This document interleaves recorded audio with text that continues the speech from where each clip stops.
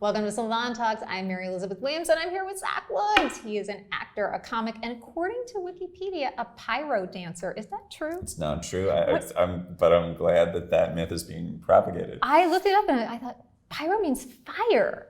So you're not a fire dancer. Never have been? Never, at least not in my conscious memory. Well, there go half my questions. Okay, but I also know you from movies like Ghostbusters, Spy, and The Post, as well as, of course, The Office, Veep, Playing House, the brand new Avenue 5. Congratulations. Thanks. And of course, his 5 years as Jared Dunn on the recently departed, much lamented and missed already Silicon Valley. His new movie, Downhill, starring Will Ferrell and Julia Louis-Dreyfus, opens on Valentine's Day. Take a date, right? It's a rom-com. Yeah. In some ways. So this is I saw the movie last night. I have so many thoughts and feelings about it. I can't wait to talk to you about it. Right. I can't wait to talk to you about it. So this is a remake of a Swedish film from a couple of years ago, and it is about a couple who go on vacation and have this incident that changes things. Right. And your character kind of walks into that situation. Tell me a little bit about who the character of Zach is. Okay, so like you said, it takes place, a family's on a ski vacation and they're having lunch outside, and what appears to be an avalanche hits them. And at the last moment, the father grabs his cell phone and runs away while the mother sort of cowers with her 2 kids. And then it turns out it was a false alarm, and it was a controlled avalanche and it wasn't dangerous, and the father comes back, and the rest of the movie is them sort of metabolizing that moment, dealing with the fallout from that.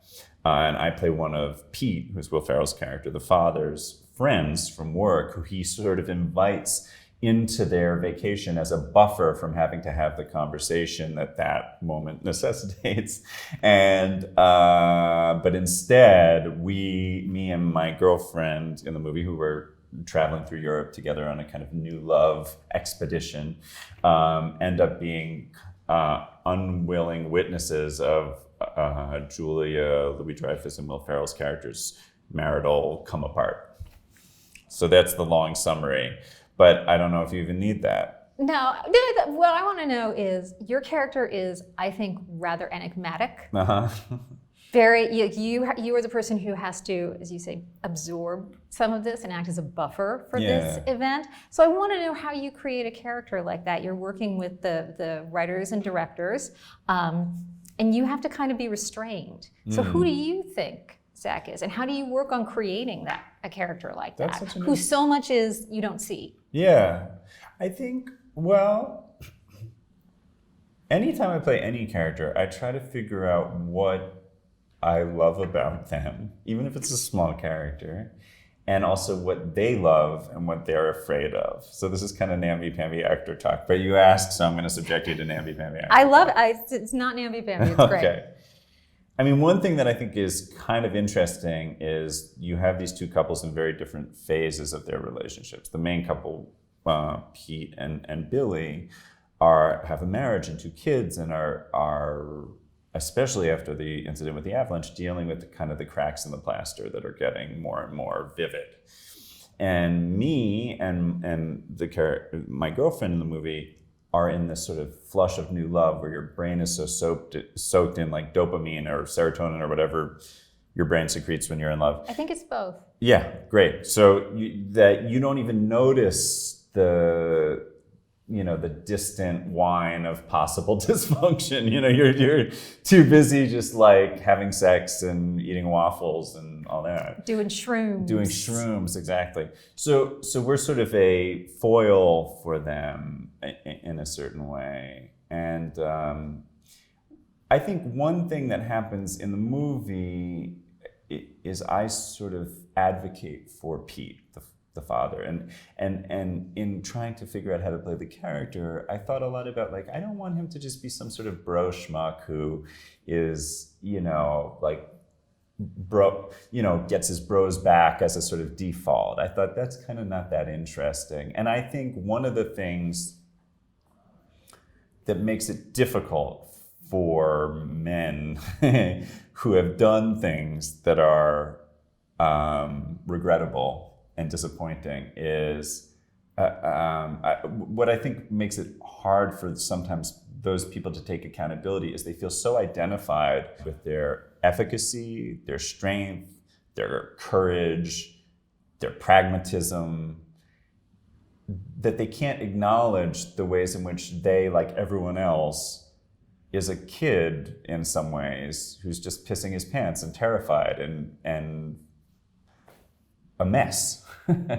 So I thought it'd be kind of interesting if my character, rather than just being like a bro who's trying to buck him up and get him to keep being a man, was someone who's like a little bit more receptive ultimately to his mess, if that makes sense. Yeah, and you're working. Long answer, sorry. No, and you're working with Nat Faxon and Jim Rash, who are also very comfortable in front of the camera, playing these very complicated, messy characters. Yeah. I imagine, I don't know, was that helpful then? And like having two directors who also have that kind of comedy experience.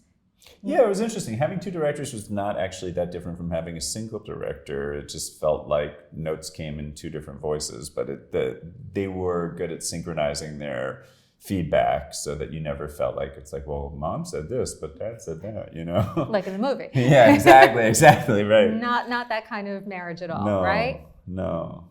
So you've spent, I mean, I can't even imagine what it must have been like for you. You've obviously worked with Julia Louis-Dreyfus before, but you've been in comedy almost your whole life. Yeah. You started traveling up to New York City, to UCB, when you were 16. Yeah.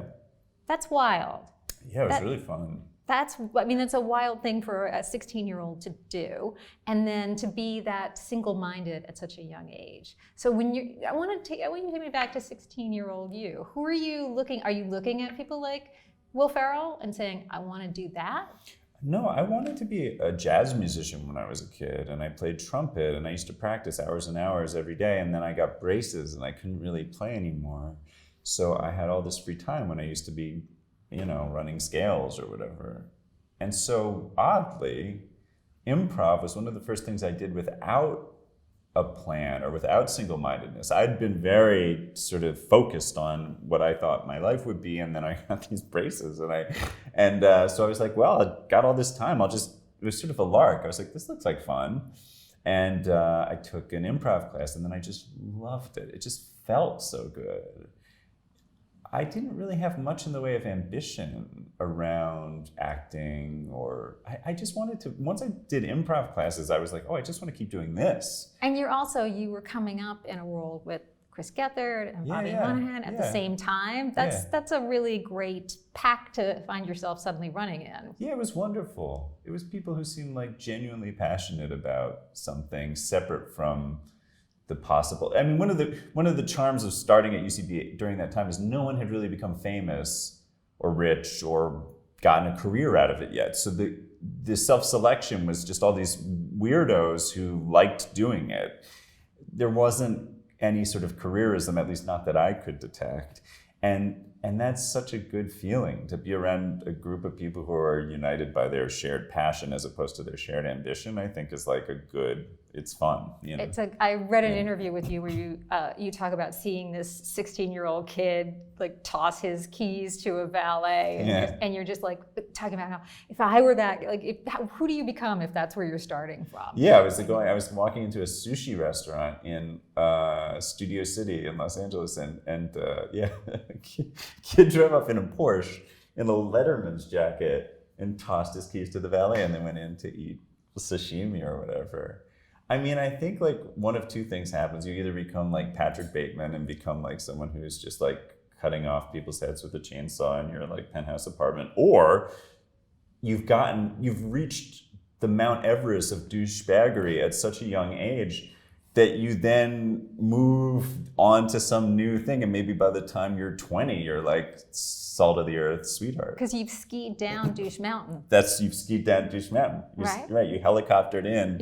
And then you just take the beast down, right? Yeah, exactly. On the black diamond. You can tell I don't ski. Me neither. Yeah, it's fine. It's a bad idea. I bowl. That's a different set of challenges. You never have ethical dilemmas in bowling, I can tell you. We'll see. The way I play it, we don't know. So you come up in this world, I have to tell you, following your career now for the last 10 plus years, you, from the beginning, like one of your first breakout successes was Awkward Boy. Oh, you wow. have played, Deep cuts. I get the collector's tracks for sure. You have for all of your career not been afraid, and in fact gravitated towards uncomfortable comedy. Mm-hmm. You've been on shows that's what they are known for, is discomfort and the tension of discomfort. Yeah. What is it about that specific, because there's all different ways you can be funny. Will Ferrell has a very different kind of funny energy. What is it about that's like, you're like, that's my zone, that's where I live? I don't know, it's interesting. I mean, I kind of think life feels to me like an uncomfortable comedy a lot of the time. I guess I feel like probably equal parts like amused by, irritated by, and fond of the ways in which people are, like a mess, So I like having a job that allows me to pay close attention to the strange ways in which people cope with their own, terror and hope and all that stuff. It's like it makes me laugh. So yeah, and it also sort of resonates with my experience of myself. I don't think I'm a massively awkward person interpersonally, but I do feel, I don't know, just interacting with people, there's a lot of information, don't you find? Like just someone's face, there's like so much going on at any moment. I remember hearing about, like, in the airport in Israel, they have these people who do like facial profiling, which I guess means like they've been trained to identify these microfacial movements that evidently suggest that you're a terrorist. This could also just be like racial profiling with a different name. No, but this is the thing. I've watched YouTube videos about this. Right. Yeah. So anytime like you look at a person, there's so much happening. Some of which you can some you can be like, oh, they raised their eyebrow weird, but some of it you probably can't even identify. And I don't know exactly. I think I've fallen down a rabbit hole, but basically, I just think like all those weird little silent, inarticulable moments between people are so funny and weird and sad and sometimes exciting. Having a corporeal existence is a very strange thing, for sure. I mean, I wonder if, because you avoid social media, you avoid that. Do you think maybe that's part of it? Because when we take away those cues and we're only looking at text, we're getting a very limited amount of information, and we're not picking up the kind of nuance and the subtlety and the cues that give depth to our understanding of what another person's humanity is. I think that's probably true. Like, I always prefer making phone calls to texting for, I think, the same reason. Like, see, if you called me on the phone, I would think someone had died. Right. Because no one calls on the phone. It's so shocking. It stresses me out to have to compose something. You know what I mean? To like write an email or to write a text, you're presenting yourself in this way that requires consideration. I kind of would rather just barf my personality at you and deal with the consequences afterwards. Just have me wipe the chunks off. Exactly. And I think, and then I guess that's also true in social media in a larger sense, which is like with Instagram, you're also sort of composing yourself, even though it's not verbal, it's still the same idea. You're curating a presentation of yourself, and I don't really want to do that too much. It feels lonely. Like, it feels lonely to me. Also, I think like certainty. One thing I really like about the movie is I think it's interested in the ways in which people are contradictory and imperfect and disappointing and beautiful all at the same time. And I think the certitude that people have on social media, I find completely unrelatable. I'll look at people, once in a while I'll do sort of a voyeuristic search through Twitter, and I sort of envy people's moral confidence.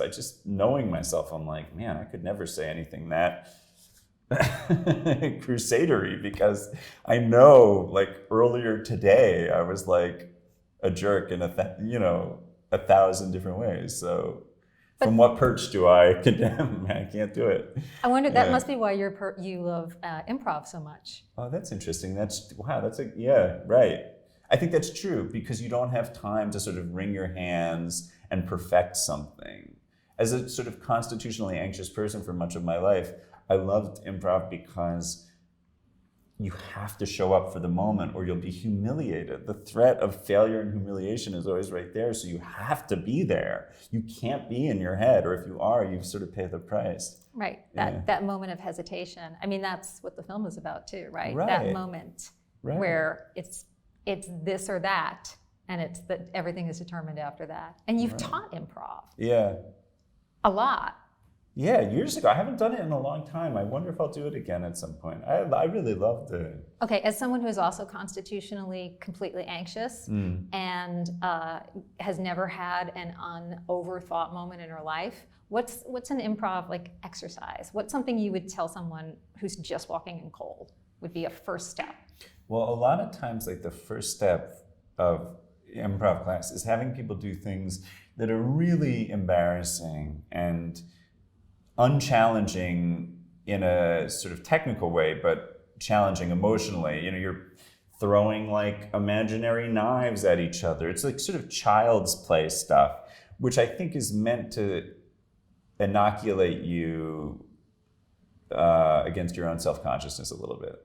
That if you have to do enough embarrassing things around strangers enough times, eventually your sort of gag reflex gets suppressed and you can be ridiculous without feeling so compromised. Oh my God, Zach, I want everyone to take improv classes now. I find it very like, touching. Like that, I think that degree of like letting yourself be vulnerable and humble and weird must be incredibly good for the soul. I think so, and I also think it's like the version of people that's most beautiful. Like so often I think we like, or I have led with your whatever, your scorn or your irony or your opinions or whatever. Judgments, exactly, right. You lead off with this stuff because it feels protected, but the most beautiful parts of people I find are when they're self-forgetful, right? When they're not trying to sort of manage your experience of them, when they're just lost to an experience themselves.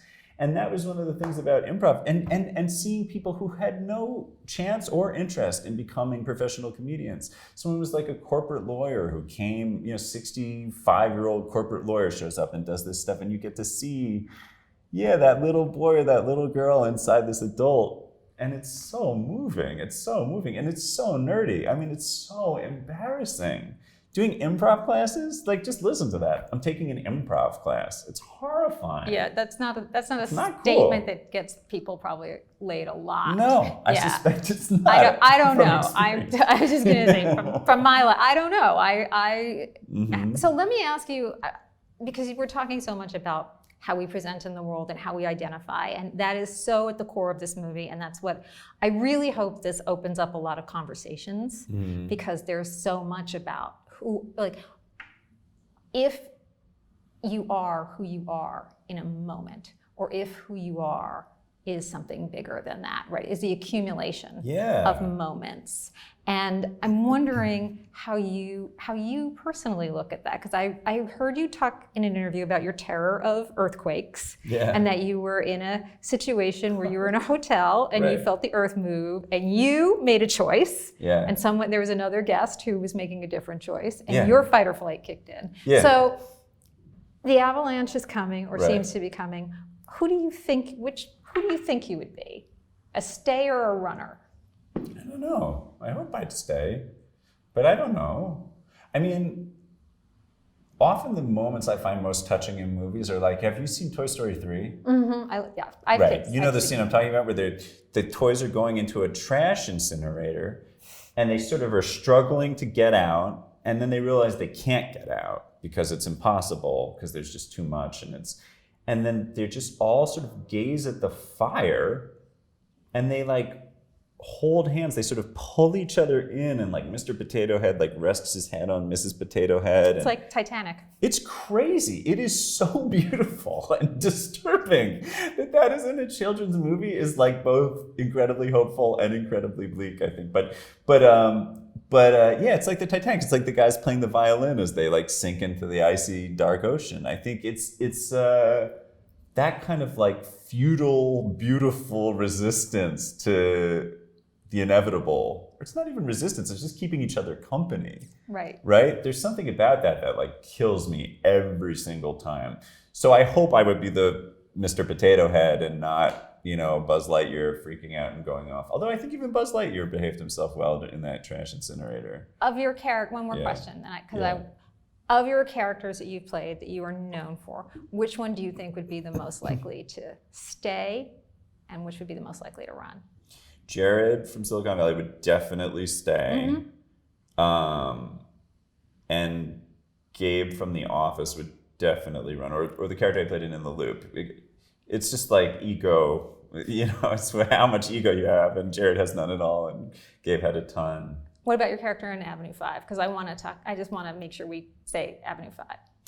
Avenue 5, I think he would be so excited for the avalanche. The character I play in Avenue 5, I think, has a different relationship to the fire, to the trash incinerator. I think he wants to hold hands, but he also is like, cannot wait to feel those flames. He just wants to go right in. Zach, thank you so much. This has been such an absolute pleasure. The movie, again, is called Downhill, not Downfall, because that's a movie about Hitler. And your series, Avenue. This is only about Hitler subtextually. Exactly. Right. Well, it takes place in Europe. Yeah, Thank you so much for joining us. It's been an absolute pleasure. Thank you for putting up with my long-windedness.